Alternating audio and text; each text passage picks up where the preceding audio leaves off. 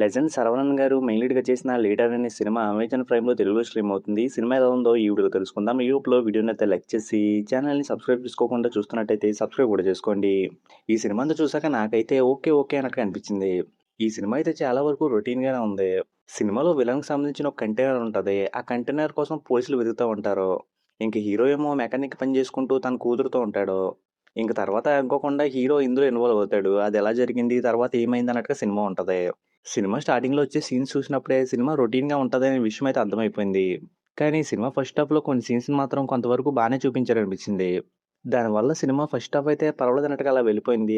అలాగే ఇంటర్వల్ బ్లాక్‌లో రివీల్ అయ్యే ట్విస్ట్ కూడా రొటీన్‌గా అనిపించినా బానే అనిపించింది. ఇంక సినిమా సెకండ్ హాఫ్‌కెళ్ళాక ఇదంతా ఎందుకు చేస్తున్నాడు అనే దానికి ఒక ఫ్లాష్ బ్యాక్ ఎపిసోడ్ వస్తది. ఆ ఎపిసోడ్ అయితే నాకు అంత ఇంట్రెస్టింగ్‌గా ఏమి అనిపించలేదు. సోగా వెళ్ళిన ఫీలింగ్ వచ్చింది. ఇంకా ఫ్లాష్ బ్యాక్ అయిపోయాక వచ్చే క్లైమాక్స్ పార్ట్ కూడా కొంచెం ఎక్కువ లెంతీగా ఉన్న ఫీలింగ్ వచ్చింది. ఇంక సినిమా క్లైమాక్స్‌లో అయితే ఒక ట్విస్ట్ రివీల్ అయింది. అది పెద్ద ఎక్సైటింగ్ అనిపించలేదు. ఇంక సినిమాలో మెయిన్ లీడ్‌గా చేసిన లెజెండ్ శరవణన్ గారి యాక్టింగ్ అయితే ఫస్ట్ సినిమాలో చూసినప్పుడు ఎలా అనిపించిందో ఇప్పుడు కూడా అలాగే అనిపించింది. ఇంక సినిమాలో ఉన్న కొన్ని యాక్షన్ ఎపిసోడ్స్, ఎలివేషన్స్ ఆయనకి సెట్ అయినట్టు నాకైతే అనిపించలేదు. ఇంక మిగిలిన వాళ్ళైతే వాళ్ళ క్యారెక్టర్‌లకు తగ్గట్టుగా పర్ఫార్మెన్స్ బానే చేశారు.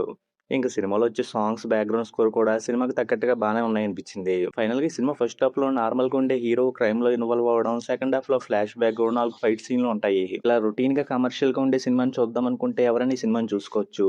ఇంక సినిమాలో అయితే ఎలాంటి అడల్ట్ కంటెంట్ కూడా లేదు. ఇంక ఈ సినిమాకి నేనిస్తున్న రేటింగ్ అయితే 2.25 ఔట్ ఆఫ్ 5.